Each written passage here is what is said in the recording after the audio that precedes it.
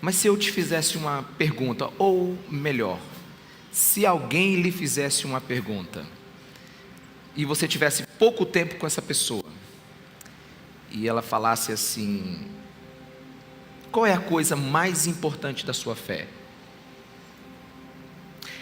Qual é a coisa que eu preciso saber antes de qualquer outra sobre a sua fé? Se você não tivesse tempo nenhum para falar comigo, dos 1189 capítulos que tem a Bíblia, qual é o assunto que você tem que falar comigo? Qual é a coisa mais importante da sua fé? Se essa pessoa falasse assim: não me dê filosofia, não me dê argumento, não me dê religião, me dê o que é importante sobre a sua fé, o que você falaria? Bem, é sobre isso que a gente vai conversar agora, nos próximos 7 domingos. Eu quero falar com você, nesses 7 domingos, sobre os 7 brados que Jesus deu na cruz. Porque o assunto mais importante da nossa fé é o que aconteceu naquela cruz. Eu quero conversar com você sobre as 7 frases que Jesus lançou na cruz, falou na cruz, enquanto ele passou lá 6 horas. A cruz para muitos é um absurdo, para outros é esperança, para alguns é tragédia, para outros é glória, é vitória. Na teologia, a cruz é a revelação do amor e da glória de Deus. A cruz, ela está fincada na história da humanidade. A história fez tudo com a cruz, falou o que quis dela, menos uma coisa: a história não pôde ignorá-la. Um carpinteiro judeu, dizendo que era Deus, sendo crucificado, se tornou história no mundo. A cruz é um absurdo.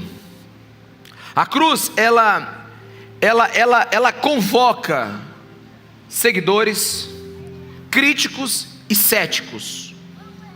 Muito provavelmente você já ouviu alguma coisa sobre a cruz. Ela não é uma novidade para você, talvez você até use uma. Talvez você ore com uma nas mãos ou no pescoço, ou tem uma em casa, na parede.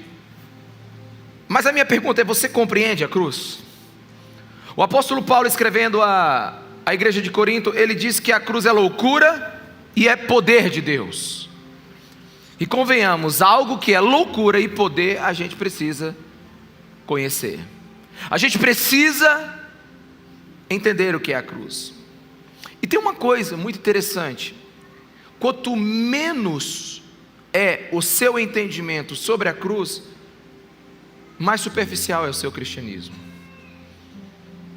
Mais superficial é o seu cristianismo, quanto menos você entende da cruz.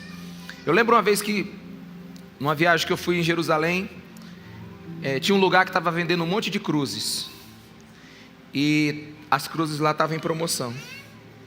Compre várias cruzes, pague o equivalente lá a $1 ou $2, eu não me lembro, mas normalmente a cruz realmente está em promoção.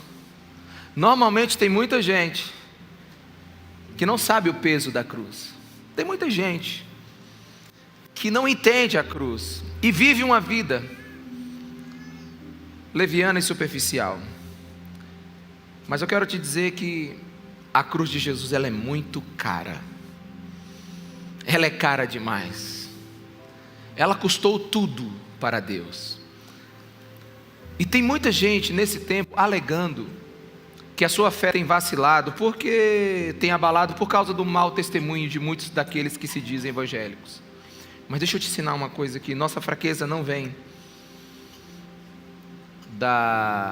do testemunho de algumas pessoas. A nossa fraqueza vem do pouco conhecimento que a gente tem da cruz. Porque no dia que você conhecer a cruz profundamente, as suas raízes cristãs jamais serão retiradas. A gente precisa se aprofundar no que Jesus fez na cruz. ela deve ser forte em nossa vida. E se a cruz é forte, imagine a relevância daquilo que Jesus disse, as suas últimas palavras antes de morrer. E hoje eu quero falar sobre o primeiro brado de Jesus na cruz.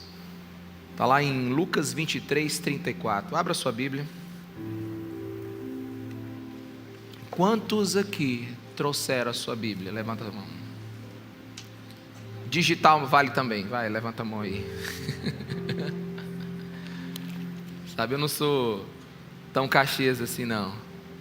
Dá para ler a Bíblia também digital. O importante é que você leia. Isso aqui é a palavra de vida, meus irmãos. Isso aqui é a palavra para o nosso coração. Lucas 23, 34. Diz assim a palavra de Deus na versão que eu leio, que é a NVI. Contudo, Jesus dizia: Pai, perdoa-lhes, porque não sabem o que fazem. Contudo, Jesus dizia: Pai, perdoa-lhes, porque não sabem o que fazem. Espírito Santo de Deus, revela-nos o teu coração nessa noite. Muito obrigado por aquilo que o Senhor já fez hoje. Mas eu te peço agora, revela Jesus Cristo para o nosso coração e nos dá entendimento. Nos dá entendimento sobre a sua palavra.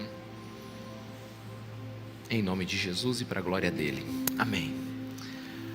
O escritor Lucas, aqui ele já está acompanhando Jesus e ele está narrando a via crucis de Jesus já há um bom tempo. Jesus foi preso, foi lançado para Anás, Caifás, passou a noite inteira sendo jogado para um líder religioso e outro. E então ele é apresentado a Pilatos. Ele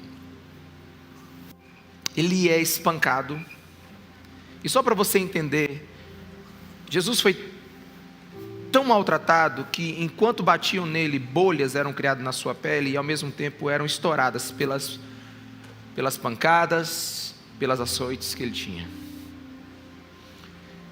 Colocaram uma coroa sobre sua cabeça. Rasgou seu crânio. E ele foi julgado. Um julgamento fajuto, injusto, nem judicial foi. E agora ele está carregando a sua cruz, uma cruz pesadíssima, todo machucado, ensanguentado, desfigurado. Então ele é pregado. E Lucas, na hora de expressar a primeira frase que Jesus fala na cruz, Lucas diz assim, todavia, contudo, Jesus dizia. Esse contudo tem muito a nos dizer. É como se Lucas estivesse falando assim: Jesus está demonstrando uma divergência de ideia.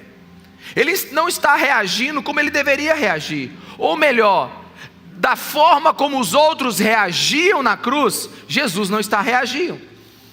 Apesar do que está acontecendo, o Filho de Deus não está dando a resposta esperada que todos queriam, ou pelo menos aguardavam. E o cenário é um cenário muito rude. O cenário é um cenário muito maldoso, muito cheio de ódio. Se você começar comigo em Mateus 27, a partir do versículo 39, você vai perceber que os observadores, passando pela crucificação, olhando Jesus, diziam assim: você que destrói o templo e reedifica em 3 dias, salve-se, desce daí, se é o Filho de Deus. Desça da cruz se você é o Senhor. Desça da cruz se você diz quem é que você é. Então as pessoas estão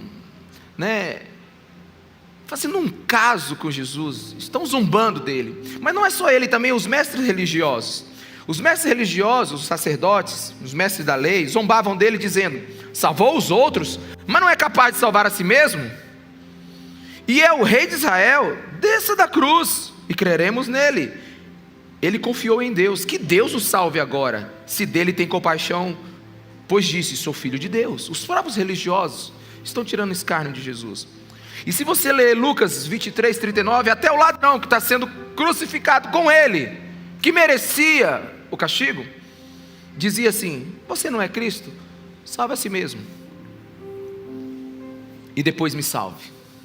Então o ambiente é um ambiente nocivo. O ambiente é um ambiente humilhante. Jesus está sofrendo. E se você fazer um resgate dos atos de Jesus, em João capítulo 8, Jesus evitou que uma mulher fosse apedrejada, ela sendo pega em flagrante adultério. Agora estão apedrejando Jesus com palavras e ele está calado. Quantos me entendem? Diga amém. E eu gosto muito de um teólogo que ele diz o seguinte: como é que pode existir uma humanidade que zomba de um moribundo? O cara está desfigurado, está sangrando, ele já vai morrer. Como é que pode ter uma humanidade ainda que chega ao ponto de zombar de um corpo que está quase morto, pendurado numa cruz? E esse teólogo diz assim: verdadeiramente Jesus precisava nos salvar, porque alguma coisa muito errada estava com a humanidade. Que tipo de pessoa se divertiria com uma pessoa que está prestes a morrer de dor e angústia? Então Jesus, ele confundia. Contudo, Jesus dizia: Pai, perdoa-lhes. Sabe, os romanos, eles usavam a cruz como instrumento de domínio, mais ou menos como os Estados Unidos faz hoje com a sua força bélica, com a bomba atômica e tantos outros, recursos tecnológicos que ele tem na área da guerra. Então os romanos usavam a cruz como um símbolo de domínio, porque os gemidos de uma pessoa crucificada durava horas, e pasme o que eu vou te dizer, até dias. Uma pessoa poderia ficar crucificada por dias, porque a cruz ela não matava indo a algum órgão vital, ela não perfurava um órgão vital. A cruz, ela sangrava, ela executava lentamente, a cruz torturava, e os gemidos das pessoas que ficavam na cruz eram vistos por todos durante horas e dias, e ficavam meses na sua consciência. Então, as centenas de milhares de pessoas que os romanos crucificaram, elas tinham uma atitude na cruz, mas na hora de Lucas escrever o que Jesus estava fazendo na cruz, ele diz: contudo, existiu um que agiu diferente. Sabe, os homens arrancaram a roupa de Jesus, a sua pele, a sua dignidade, a sua reputação, mas eles não arrancaram a sua consciência. Jesus sabia exatamente o que estava fazendo naquela cruz. Pai, perdoa-os, porque eles não sabem o que fazem. E a atitude de Jesus Cristo, ela foi tão linda, porque conforme a palavra de Deus, 1 Pedro 2,22 diz assim: ele não cometeu pecado algum, ou seja, ele não deveria estar ali. Nenhum engano foi encontrado em sua boca, ou seja, não havia injustiça que ele tinha praticado. Aí Pedro diz assim: quando insultado, não revidava, quando sofria, não fazia ameaças, mas entregava-se àquele que julga com justiça. Jesus não revidou hora nenhuma, ele não exigiu nenhum pedido de desculpas. Eu fico imaginando se fosse alguns hemorrágicos aqui na cruz, alguns coléricos aqui, no lugar de Jesus. Mas se eu fosse Jesus, pelo menos, nessa absurda hipótese, se eu fosse crucificado, eu ia dizer assim, pessoal lá zombando de vídeo: espere até domingo. Domingo a gente conversa. Está entendendo? Porque Jesus, ele era Deus, ele sabia exatamente o que estava fazendo na cruz, mas ele não revidou, ele ficou calado, como um cordeiro mudo. Na verdade, ele amou. Na cruz ele amou os que odiavam a ele. E eu fico me perguntando se não é isso que o amor tem que fazer. Porque o poder ele aniquila o seu inimigo. O poder, ele vence e destrói seu inimigo. O poder, ele escraviza o seu inimigo. O poder vence. O poder acaba com seus concorrentes. Mas e a cruz? O que Jesus fez na cruz? Ele amou. E a cruz me disse que se o poder aniquila, o amor abraça. O que o amor faz com o seu inimigo? Perdoa. O que o amor faz com o seu inimigo? Ama. O que o amor faz com aquele que dá as costas? Vai lá e vai atrás dele. E se você analisar tudo isso que eu estou te contando agora, e você conseguir ver na sua mente, como é que pode Jesus amar esse tipo de gente? Se você entrar agora na internet, no Google, e botar um nome assim, Jesus, ele está nas top 10 palavras mais buscadas e conhecidas da história humana. Jesus, Pelé, Coca-Cola, né? Está ali nessas top 10. Todo mundo sabe da fama de Jesus. Aliás, Jesus é famoso no mundo todo, mas nem todo mundo conhece Jesus. Jesus é a pessoa mais famosa, menos conhecida que eu conheço. Porque quando você analisa as palavras de Jesus, os ensinos de Jesus e a reação de Jesus na cruz, na hora da sua morte, porque essas palavras, elas não foram ditas dentro de um escritório sofisticado, elas não foram ditas numa poltrona, né, numa cadeira de balanço, e nem foram ditas num culto confortável como esse. Ele estava pregado numa cruz, sendo humilhado, sem ar e sem forças, e ainda amou. A gente precisa parar um pouco e pensar em Jesus Cristo. Se você está aqui hoje nessa igreja, ou se você que está me assistindo na internet, como está agora todo o projeto Resgate e tantos outros irmãos que param nesse tempo para nos assistir, se você está me ouvindo ou está numa igreja, é porque você acredita num Deus. A minha pergunta: você conhece o Deus que você está frequentando o lugar? Você conhece o Deus que é proclamado no lugar que você frequenta? Você sabe por que nós cantamos aqui do início do culto até o final sobre honra e glória a Jesus Cristo de Nazaré? Porque Ele é digno, porque culto é isso. Culto não é para mim, culto é para Deus. Culto é o lugar onde eu reverencio aquele que é maior, o Criador de todas as coisas. Você não vem para o culto para resolver um problema seu, você vem para o culto para adorar o Deus que te salvou.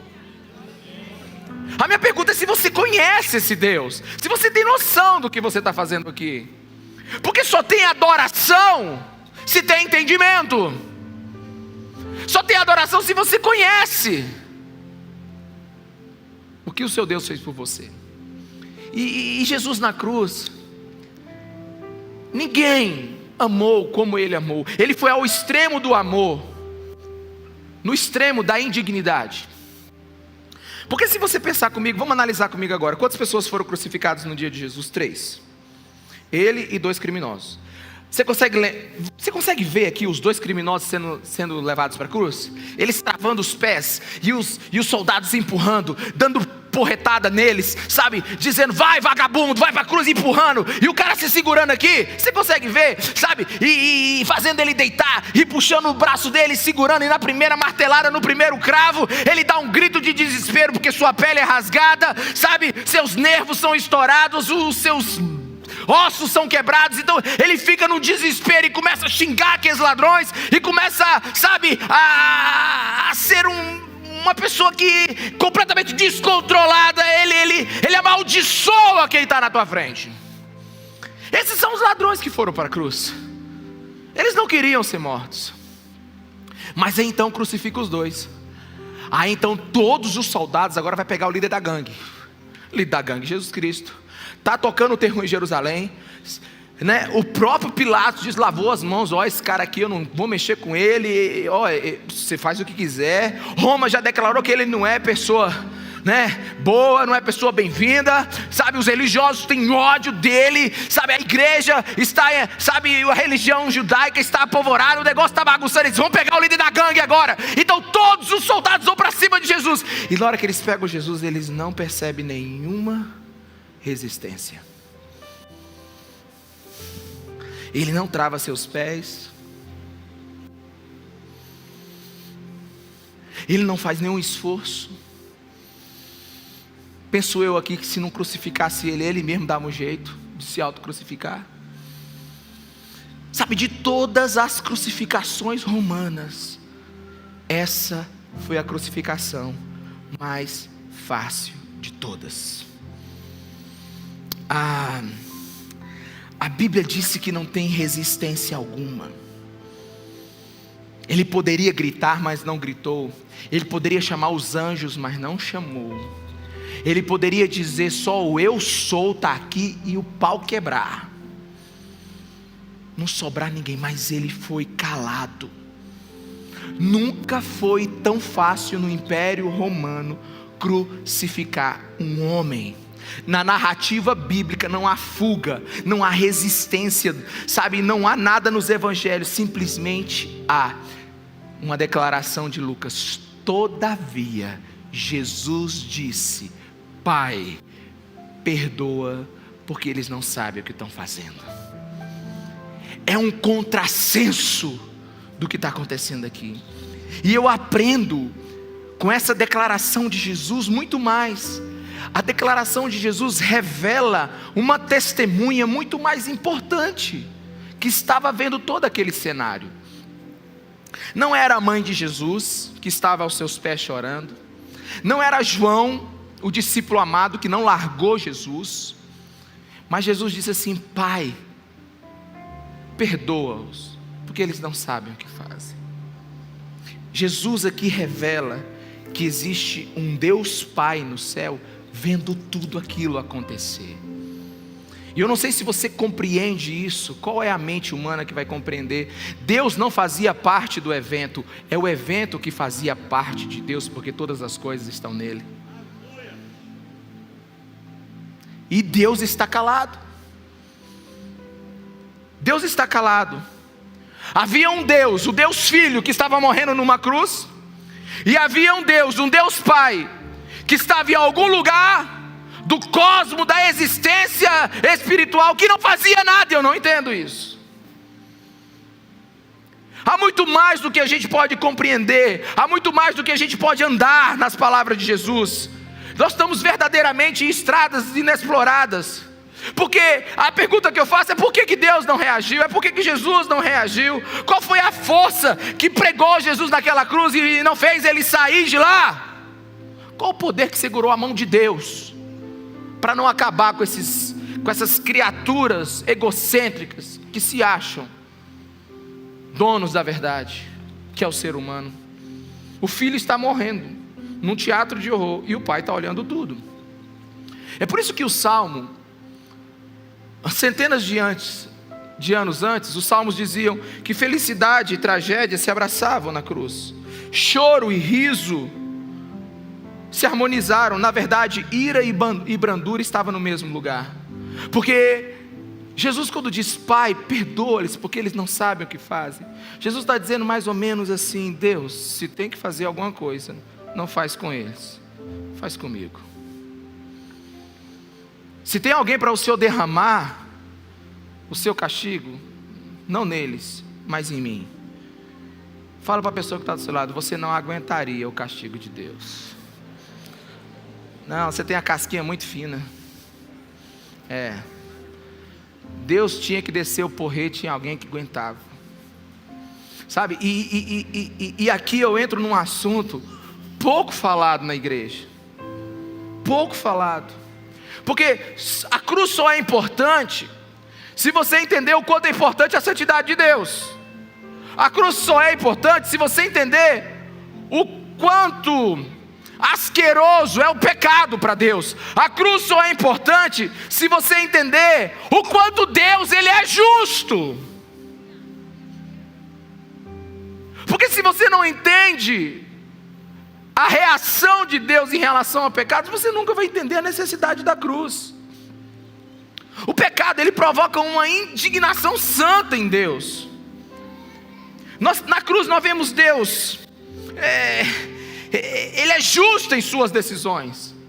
A cruz, ele não foi simplesmente algo que veio na cabeça de Deus para gerar um teatrinho histórico para a gente dizer: nossa, como Deus nos ama. Não, não é só para isso. A cruz, ela tem um motivo muito maior do que nós mesmos. Olha para mim. A cruz, antes de ser por causa de você, foi por causa de Deus.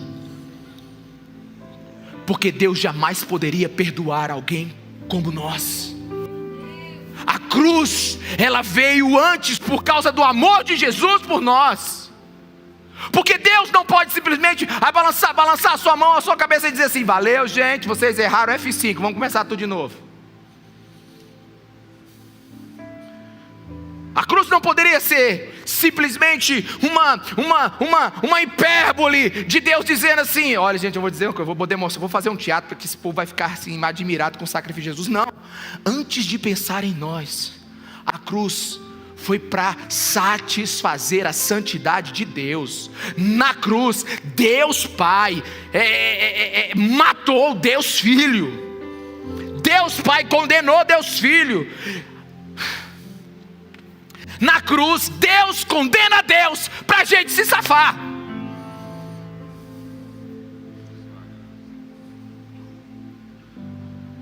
Na cruz, a Trindade se divide. Eu sei lá como é que isso aconteceu.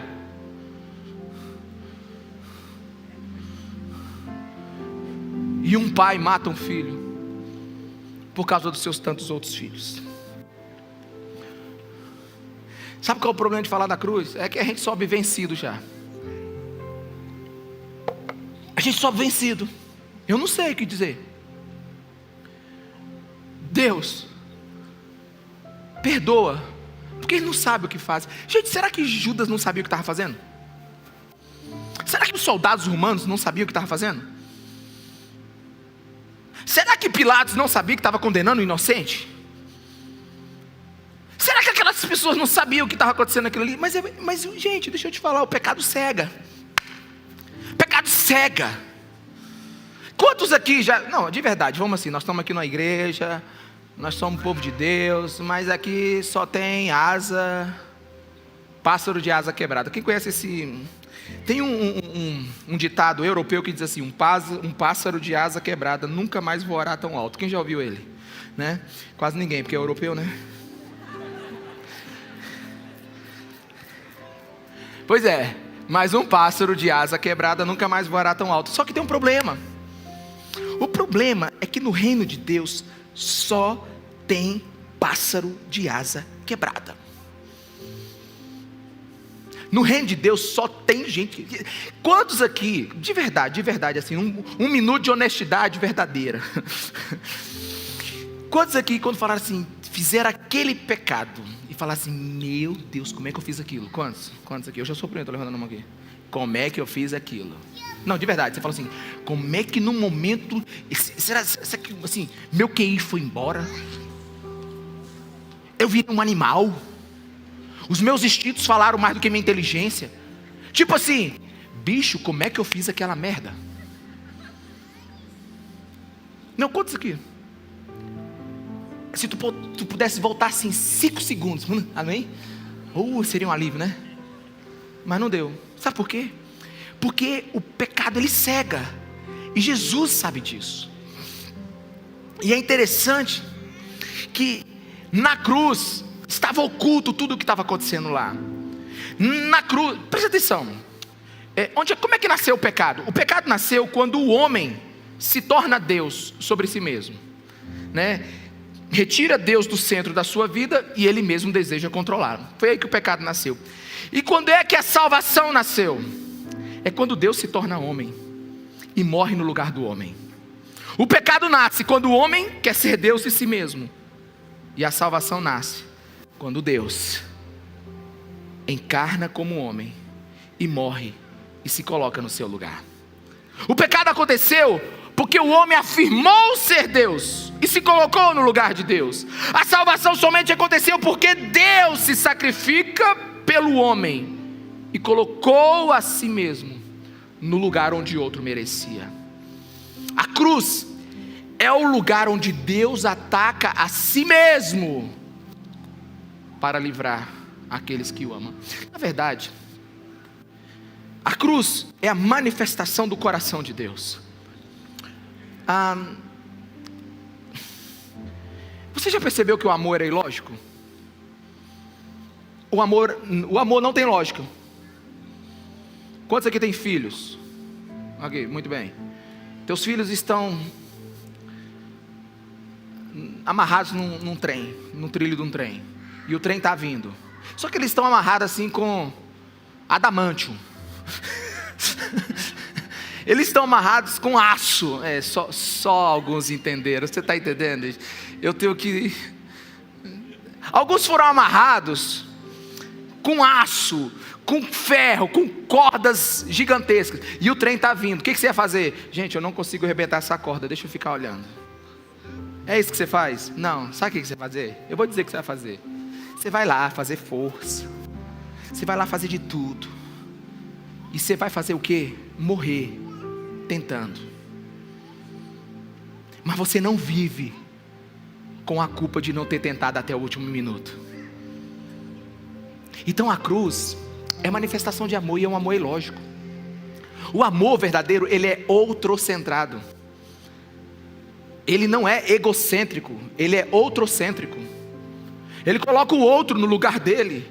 O amor é tão ilógico que na hora de Jesus abrir a boca, ele já foi açoitado a noite inteira.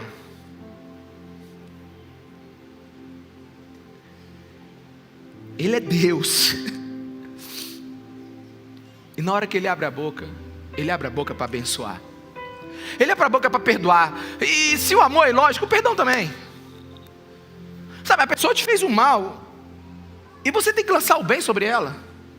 Ah não, gente, pelo amor de Deus. Fala sério.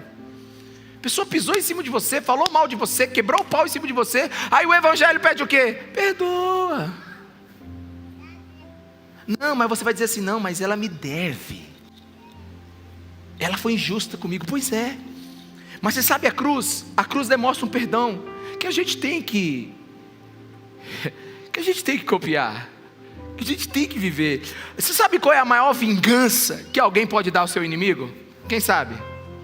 Quem sabe qual é a maior vingança que você pode dar para o seu inimigo? Perdoando ele. Porque na hora que você perdoa o seu inimigo, ele morre dentro de você e renasce como outra pessoa.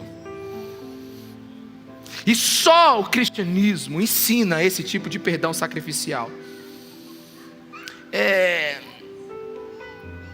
Jesus, ele está perdoando aqueles que não entendem o que está fazendo. E deixa eu te falar uma coisa, apesar deles não entenderem, a ignorância não os desculpa. Por isso que Jesus morreu na cruz. A ignorância não torna você indesculpável. E eu vou dizer mais, você que está me ouvindo agora, na internet, aqui, você que está me ouvindo agora, presta atenção no que eu vou lhe dizer.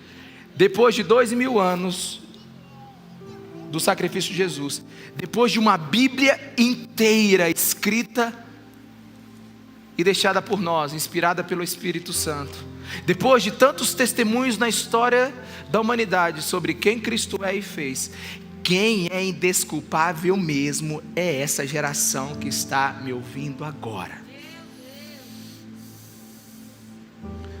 Se naquele tempo eles não sabiam, hoje a gente pode não saber tudo, mas sabe mais. E a pergunta que eu faço, será que a nossa geração não vai sofrer maior rigidez no julgamento de Jesus do que as anteriores? Porque hoje nós entendemos, meus irmãos. Hoje nós entendemos. Jesus está dizendo assim, eles erraram feio, mas não derrame a sua ira por eles. Deixe que a tua graça, Deus, olha a oração de Jesus, perdoa porque eles não sabem o que fazem. Deixa que a tua graça toque o coração deles, com arrependimento eles sejam salvos. E a pergunta que eu faço, Deus ouviu essa oração? Deus ouviu essa oração, meus irmãos? Ouviu. Ouviu porque logo no início do livro de Atos, você vê milhares de pessoas aceitando Jesus. Você vai ver que nenhum dos brados de Jesus, quando ele diz, está consumado, entrega o meu espírito, o pau quebra, o sol esconde, sabe, o chão treme, o véu do templo se rasga. A Bíblia diz que um dos soldados, dos capitães lá, olha para ele e diz assim, verdadeiramente, isso aqui não é qualquer homem, esse cara é Deus. Deus ouviu a oração dessa pessoa. Eu me rendi a Ele, muitos aqui se renderam a Ele, bilhões se renderam a Ele já, mas ainda restam muitos que estão esticando a corda da paciência de Deus. Existem muitos que ainda estão esticando a corda da paciência de Deus. E quando você não entende a cruz, você não entende o que nós vivemos aqui na hora da adoração. Porque muitos acham que Deus simplesmente pode vir para cá, que Deus perdoa qualquer um, que Deus faz do jeito que Ele quiser, assim que eu posso estar, já é muito eu estar aqui na igreja. Não, deixa eu te falar, Deus e o homem no mesmo lugar é impossível. Ele é santo e a gente é pecador. Não dá para misturar a virtude plena com a corrupção clara. Deus é santo, e a cruz tornou o impensável possível. Homem pecador e Deus santo no mesmo lugar. Sabe, tem muitos que pensam que conhecer Deus, que entrar na presença de Deus é algo simplesmente assim, eu vou lá, vou dar uma moralzinha para Deus. Eu acho que eu vou até na igreja hoje. O pastor vai até gostar. Meu irmão, não é assim não. O que Deus nos ensina é que não é uma dificuldade do homem se relacionar com Deus, é uma impossibilidade. Depois de Gênesis capítulo 3, o homem se separou de Deus de tal maneira que ele começou a gritar pela presença dele em Gênesis capítulo 5. O homem só se afastou de Deus, o homem só foi para longe de Deus. Não existe esse negócio de eu acho que eu vou dar uma chance para Deus agora. Não, é por causa de Jesus Cristo de Nazaré que você tem uma possibilidade de conhecer Deus. Somente por causa dele. A cruz é a resposta definitiva para esse divórcio. E por isso a gente precisa entender a cruz. E me perdoe a simplicidade. E que Jesus também me perdoe a simplicidade. Mas Deus foi tão exigente com Jesus que a parte fácil ficou para nós. Que foi crer, acreditar, servir e viver. Deus foi tão exigente com Jesus, porque Ele não exigiu só perfeição de atos, Ele exigiu perfeição de pensamentos, Ele exigiu perfeição de propósito. Porque quando Jesus Cristo morreu naquela cruz, todos os outros sacrifícios cessaram, porque Deus foi satisfeito na sua justiça.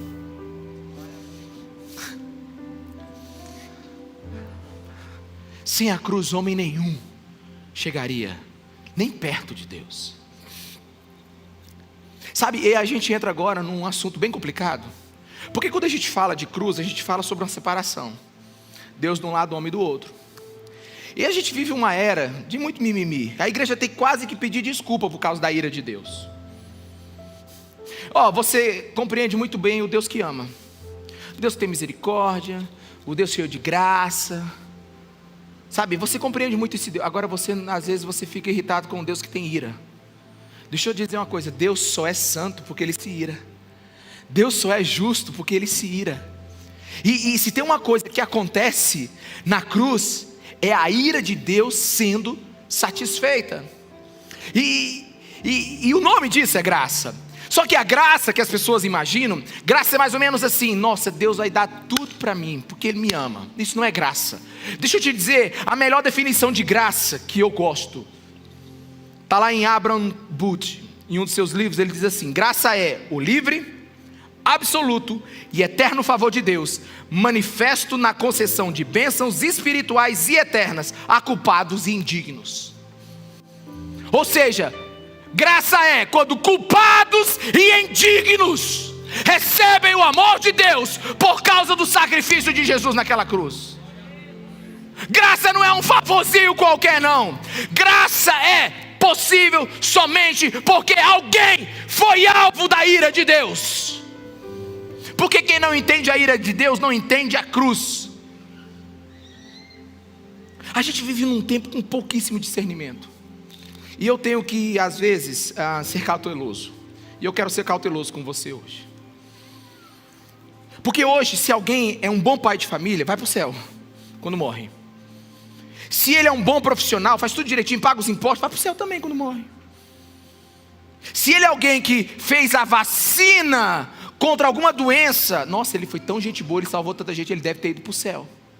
Deixa eu te dizer, só vai para o céu quem está coberto pelo sangue de Jesus e se livrou da ira de Deus.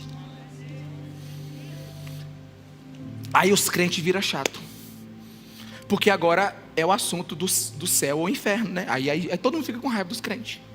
Aí começa o assuntozinho de céu e inferno. Mas meus irmãos, deixa eu te dizer, né? É graças ao inferno que a cruz é extraordinária.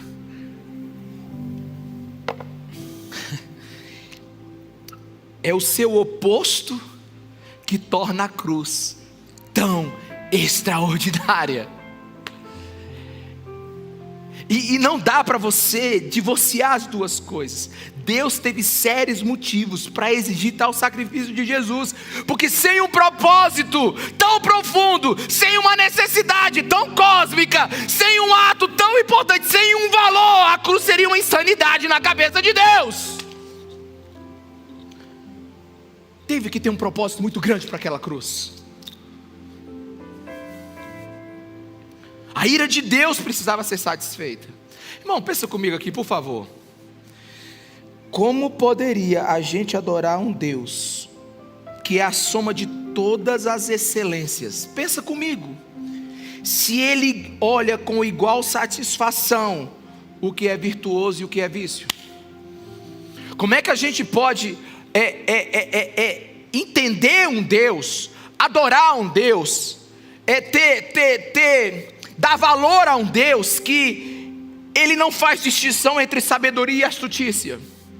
Como é que a gente poderia ter vontade de seguir um Deus, de ter fé num Deus que Ele tem o mesmo prazer no que é puro e nobre e no que é vicioso, impuro e vil? Meus irmãos, não tem jeito. Deus precisa manifestar a sua justiça, odiando algo e amando o outro.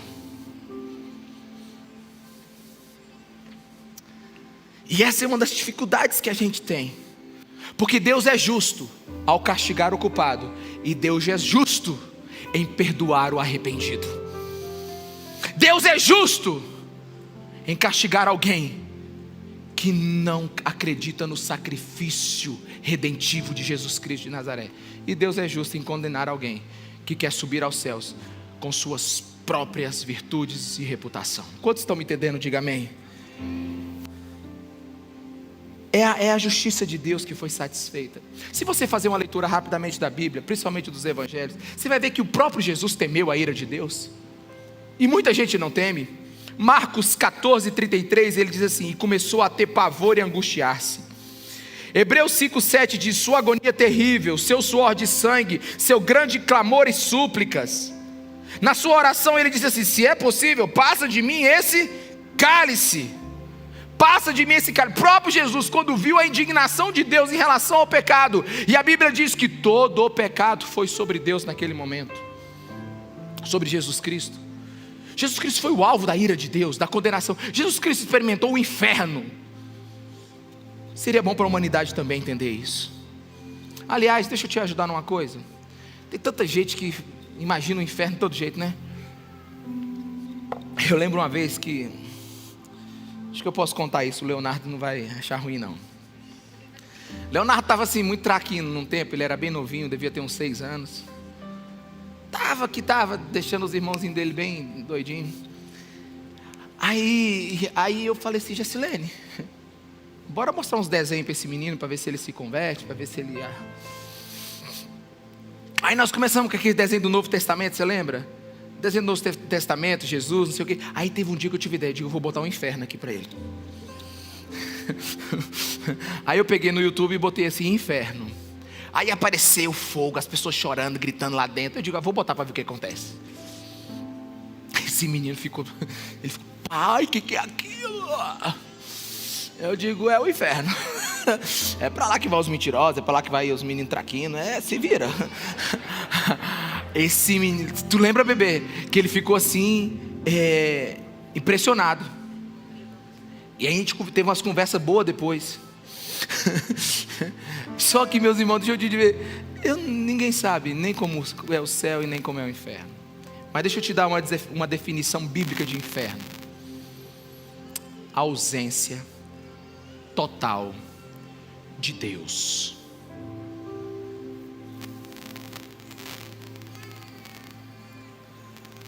Quem está acompanhando agora, depois que as tropas americanas saíram do Oriente Médio, quem está acompanhando? Pois é, ainda tem Deus ali em algum lugar. Inferno é a ausência absoluta de Deus num lugar. Agora, como ele vai ser, eu não sei. E só tem um jeito para não existir o inferno: era que todos amassem a Deus. Mas não é assim. Porque você que está me ouvindo e está aí na internet também, você tem escolha. Vocês têm escolhas. Se todos os homens amassem a Deus e desejassem a sua presença, não precisaria do inferno. Mas não é bem assim. Tem um livro chamado O Grande Abismo, de C.S. Lewis. C.S. Lewis, ele sempre conta verdades bíblicas através de histórias fantásticas. E aí tem um pessoal dentro de um ônibus, e aí um pessoal vê o inferno, um pessoal vê o céu. É muito interessante o livro O Grande Abismo. E tem um trecho desse livro que é pura verdade bíblica. Ele diz o seguinte: só há duas espécies de pessoas no final: os que dizem a Deus, seja feita a tua vontade, e aqueles a quem Deus diz, a tua vontade seja feita. Vou repetir. Só há duas espécies de pessoas no final: os que dizem a Deus, seja feita a tua vontade, e aqueles a quem Deus diz, a tua vontade seja feita. Todos os que estão no inferno é porque escolheram. Sem essa escolha não haveria inferno. Porque alma alguma que desejar sincera e constantemente a alegria irá perdê-la. É assim. Você quer viver uma vida sem Deus aqui na terra? Você não quer Deus de jeito nenhum? Deus vai respeitar a tua vontade. Ele vai deixar você ir para um lugar onde Ele nunca mais na eternidade vai aparecer. Como vai ser lá? Pense, se essa terra já é difícil com Deus aqui, com o Espírito Santo. Mas eu não quero que você pense de uma forma superficial. Você vai conseguir viver sem Deus? Agostinho, ele fez uma proposta, uma experiência no tempo que ele ensinava. Ele disse assim: Deus te chama para um negócio e lhe faz uma proposta. Eu lhe darei o que você pedir: prazer, poder, honra, fortuna, liberdade e até uma paz de consciência. Mas só que nunca mais, ou nunca você verá o meu rosto. E Agostinho então trabalha toda essa proposta. No início ela parece tentadora, mas jamais você vai olhar Jesus Cristo. Você conseguiria viver sem Ele? Você conseguiria viver sem Deus? Porque é claro que Jesus viveria sem você. Jesus não precisa de você. Sabe, a gente faz uma coisa aqui na igreja que não é muito bíblica. Vem aceitar Jesus, tipo assim: Jesus está aqui, carente, e diz assim: quem me quer? Alguém me quer? Não, não é isso. A pergunta é se você consegue viver sem Ele, porque Ele vive sem você. Ele é Deus, e o primeiro atributo de Deus é a solidão de Deus. Deus é Deus sozinho. Deus é pleno. Deus é pronto e acabado, virtuoso. Ele nem melhora, nem piora, nem cansa, nem soa nada. Deus é perfeito em tudo que faz. Ele é a excelência de tudo aquilo que é completo. Ele é Deus.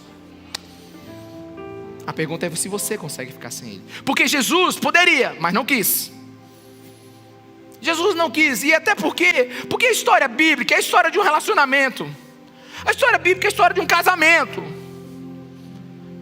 Pai, perdoa porque eles não sabem o que fazem. Esse povo aqui não está entendendo. Olha, eles deveriam estar fazendo a coisa, mas não estão fazendo outra. Mas eles vão entender. Pai, perdoa-lhes, vem sobre mim e deixa eles livres. Pai, perdoa-lhes, vem sobre mim. Eu aguento a tua pancada, eu vou ser o sacrifício. E o Senhor conversa com ele, com o teu espírito. É isso que Jesus está fazendo, dando tempo para a gente entender as coisas. Mas o enredo bíblico é o enredo sobre um casamento. E eu fiz muito casamento. E casamento é um negócio extraordinário. Você já viu a tensão emocional entre o noivo e a noiva? Quem lembra do seu casamento? Não, eu lembro quando eu fui casar. Esse aqui quase morreu. Não, literalmente ele quase morreu. Eu pensei que ele ia dar um treco, esse menino, né? Mas eu lembro do meu casamento. Eu não vou falar dos outros não, vou falar de mim mesmo. Aí eu estou lá no meu casamento. Aí chama, né, a música do... Irmãos, eu travei, eu sorri assim e eu travei. Travei, acabou. Eu só fui destravar depois de uns 15 minutos.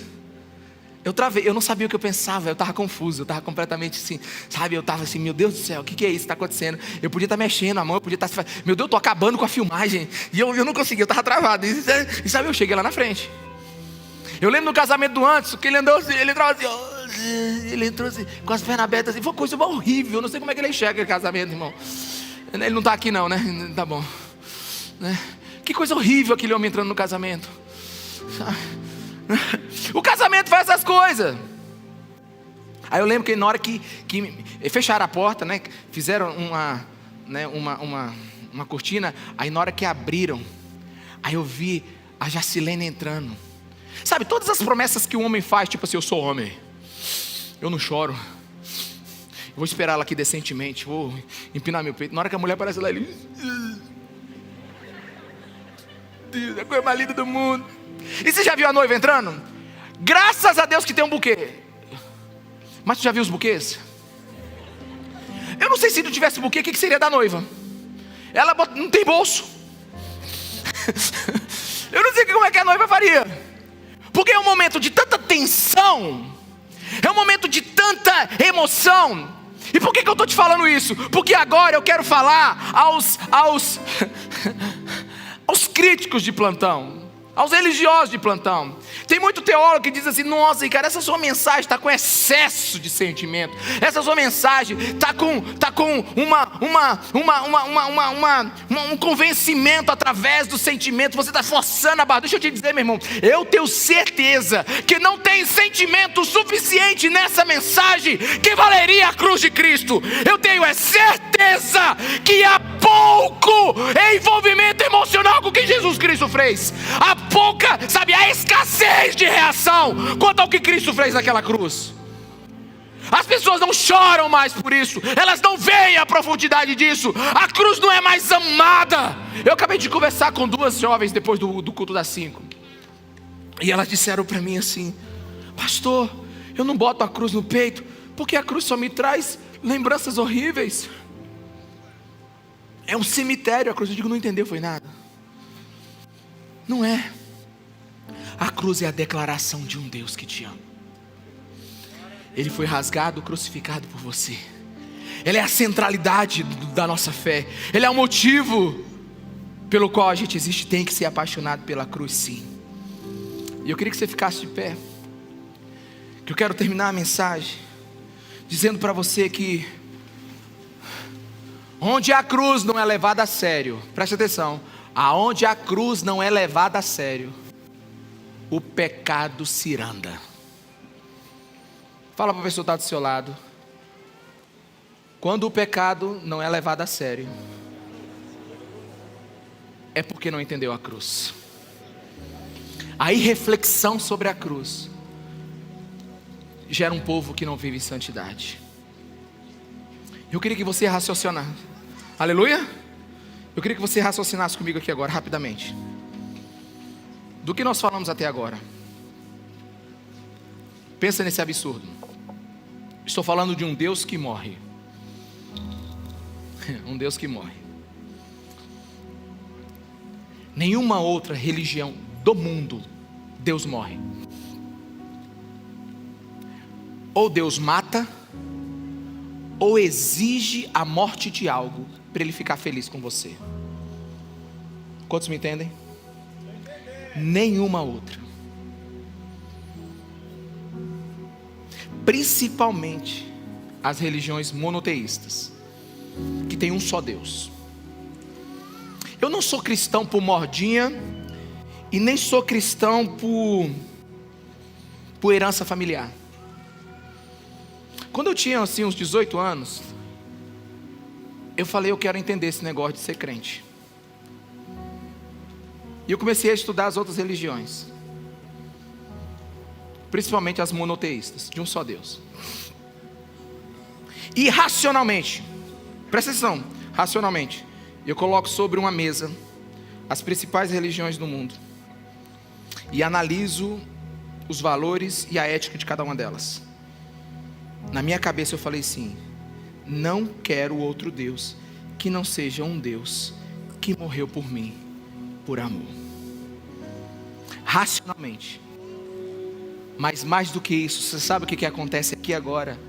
É um discernimento no Espírito do que o que eu estou falando para você é verdade. Muitos de vocês agora não acreditam só porque está escrito na Bíblia. Até porque fato histórico não pode ser provado novamente. Você só pode provar aquilo que é científico. A história não é científica, a história é um fato. Você não pode repeti-lo, você não pode criar um ambiente para que ele aconteça novamente. Nós cremos, pela fé, que o que está escrito nesse livro é verdade. Quantos aqui estão comigo? Diga amém. E a minha pergunta é: você entendeu a cruz de Cristo então? Você entende a profundidade disso? Porque a cruz mudou tudo. A cruz, ela alterou todo o universo.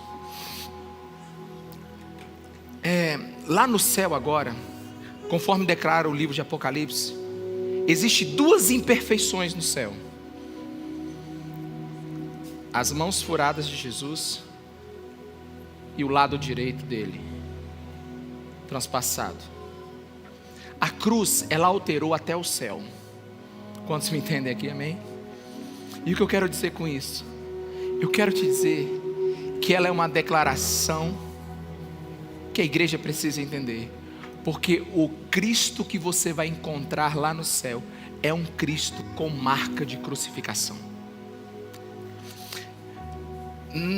Na África, não sei exatamente datar para você quando isso aconteceu, uma cabana pegou fogo, os pais morreram e o homem entrou.